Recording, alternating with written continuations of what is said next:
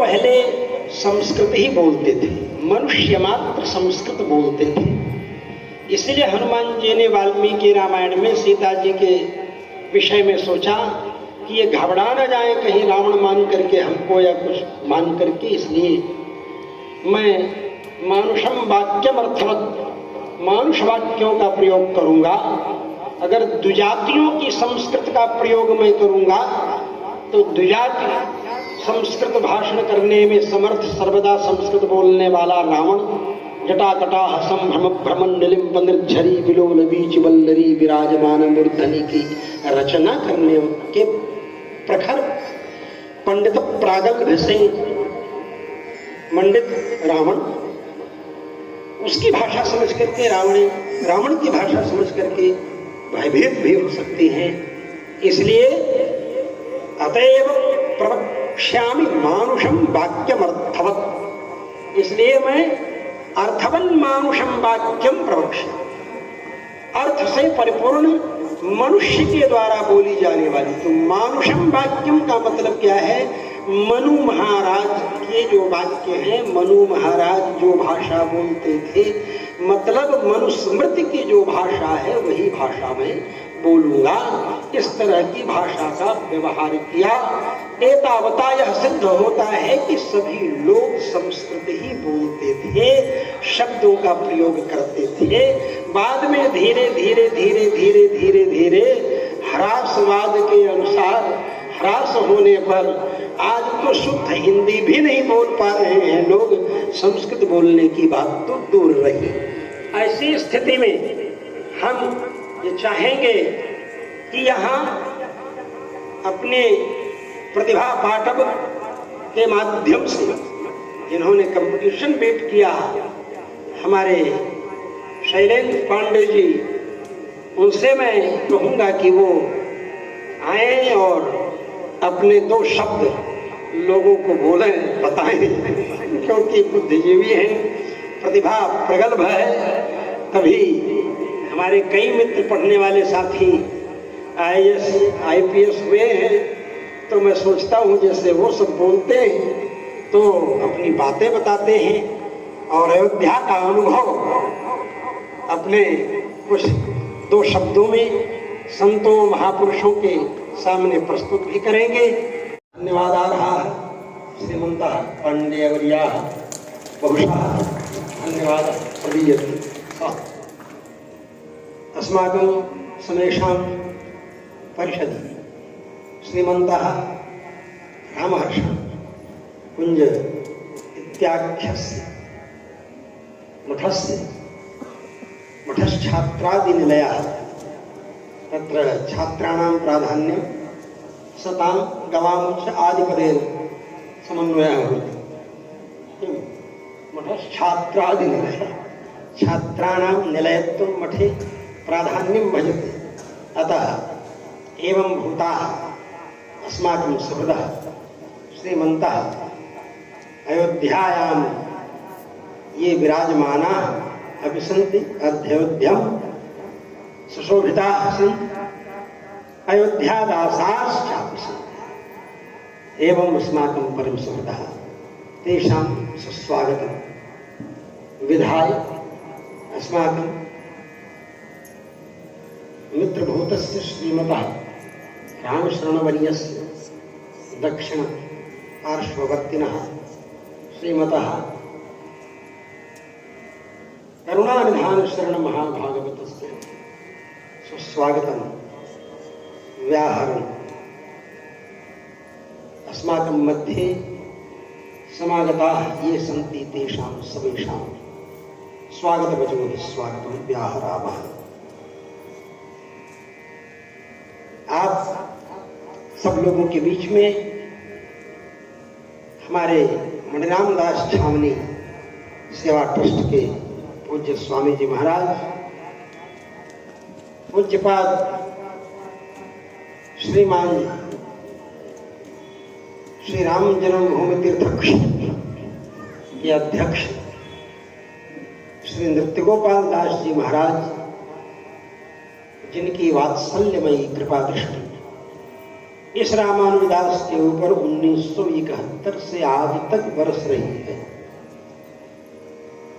ऐसी परम कृपा के पात्रभूत होने के कारण मेरी बातों का अविकलतया पालन करने के लिए कटिबद्ध हमारे कमल नयन दास शास्त्री जी महाराज इतनी कृपा करके यहाँ पधार गए। मैं निवेदन करूंगा क्योंकि इनकी जिम्मेदारियां भी बहुत ज्यादा हैं। महाराज जी बहुत कुछ संभाल लेते थे, अब कुछ कम, केवल दर्शन मात्र दे करके कुछ शब्द बोल के इस रामानुदास के ऊपर तो कृपा करके फोन पर आशीर्वाद दे देते हैं। राम मनोहर दास जी की कृपा से स्वामी जी का दर्शन भी हो जाता है, वीडियो कॉलिंग के माध्यम से भी आशीर्वाद मिल जाता है। तो ऐसे महानुभाव महापुरुष हमारे बीच में है। मैं निवेदन करूंगा पूज्य स्वामी श्री कमल नयन दास शास्त्री जी से कि श्रीमान अपने भावों से इन समस्त भक्त जनता को आप प्लावित करने का अनुग्रह करें। तो रसिक पीठाधीश्वर जी महाराज, रंग महात्मा जी महाराज, श्री राम लक्ष्मण गुरु के मान जी, श्री अयोध्यादास जी महाराज,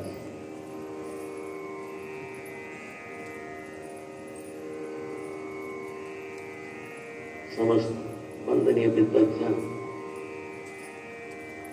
भगवत भक्त वृंद, सीता सहचरी देवी हमारे संस्कृत सम्मेलन है। हमारा सब कुछ मूल संस्कृति है। क्या वाह! संस्कृत से ही हमारी पहचान है। हमारे विद्या भास्कर जी महाराज का प्रयास इस संस्कृत के लिए बहुत ही सराहनीय है। हम तो जो कुछ विशेष जानते भी थे, ऐसा दायित्व दिया है हम लोगों ने, सारा समय उसी में बीत जाता है। बहुत ठीक है, सेवा कार्य अच्छा से चल रहा है और मैंने प्रयास भी बहुत तेरा किया, लेकिन दुर्भाग्यवश महाराज जी बहुत ही हमने प्रयास किया इसके लिए। या तो विद्वानों की अकर्मण्यता है या छात्रों की, बड़ा कष्ट होता है कि ऐसे रहा संस्कृत भाषा को बोलने की बात है, जानने वाले भी नहीं, बहुत और आगे तंत्र हो और अनन्यारहत, मतलब कृपा है जनक नंदिनी जानकी के हृदय में। उनकी कृपा को प्रत्यक्ष करते हुए सीता जी का प्रथम वियोग भगवान श्री राम जी से जो हुआ, उसमें उनकी कृपा प्रकट होती है कि राक्षसियां भी शरण में आई नहीं, केवल कहा है कि मैंने अपना स्वप्न ऐसा देखा है। त्रिजटा ने कहा है कि एकस्तत्र मया दृष्ट श्वेत छत्रो विभीषण, मैंने स्वप्न में देखा है श्वेत छत्र धारण किए हुए विभीषण है और वो सुंदर दिव्य आसन में पालकी में दिव्य विशिका में विराजमान है और आ रहे हैं। और राम जी को मैंने देखा सफेद घोड़े जुते हुए हैं, उस ऐसी दिव्य शिविका में विराजमान है। शिविकाम अंतरिक्षगाम, अंतरिक्ष मंडल में वह शिविका और वह दिव्य पालकी वो दिख रही है और लोग युक्तांबाद सहस्त्रेण स्वयं आस्थाय राघवा, इसमें हजारों घोड़े जुटे हुए हैं, स्वयं आस्थाय राघवा, स्वयं राम जी आते हैं। तो ये स्वप्न, त्रिजटा का स्वप्न दर्शन जो हुआ, त्रिजटा के द्वारा जो स्वप्न है उसको सुन करके ये राक्षसियां अंदर घबराती हैं। तो जानकी जी वो शरण में अभी नहीं आ रही हैं। पहले वो स्वामी जी लिखते हैं जनक सुता के चरणों पर, लेकिन महर्षि वाल्मीकि जो है वो ये लिखते हैं कि अभी राक्षसियों में चर्चा ही चल रही है, ये बात ही हो रही है, तब तक इधर से जानकी जी बोल देती हैं वृत्तमेदं यथा सत्यम भवेयम शरणम विवः। अगर ये घटना सत्य होती है तो मैं तुम्हारे सहारा बन जाऊंगी, शरण के रूप में, आश्रय के रूप में, रक्षक के रूप में। शरणम गृह रक्षित्रो उपाय अमर कोश में वर्णन किया है। शरण शब्द का इतने अर्थों में प्रयोग है। तो मैं रक्षित मतलब रक्षिका बन जाऊंगी तुम्हारी। शरण का मतलब रक्षक अर्थ में। तुम चिंता मत करो। इस तरह बिना शरण में गए हुए ही इन्होंने ऐसा कह दिया। और हनुमान जी ने कहा कि मैं इनका चित्रवध करूंगा, आज नाक काटूंगा, कल कान काटूंगा, परसों हाथ काटूंगा, नरसों नाक काटी हुई जगह पर नींबू निचोड़ूंगा, उसके बाद वाले दिन में हाथ काटी हुई जगह पर तेजाब डालूंगा, उसके बाद कान काटी हुई जगह में मिर्चा का पाउडर डालूंगा।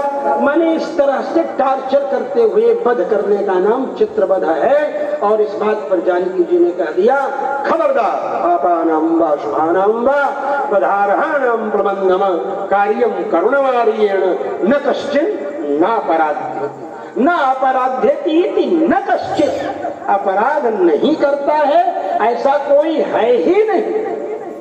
हनुमान जी अपनी तरफ देखे, मतलब हमने नहीं किया क्या? बोले तुम तो जन्मजात अपराधी हो, जन्म हुआ तुम्हारा उसी समय।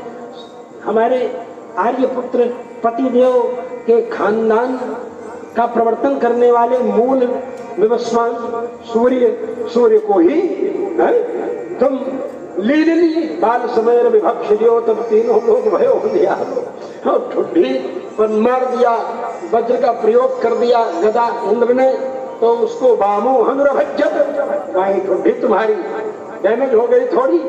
तो यद्यपि उसका फायदा बहुत हुआ हनुमान जी को, इतना फायदा हुआ कि सारे देवताओं ने वरदान दिया कि मेरे अस्त्र शस्त्रों से अवध्य हो जाए।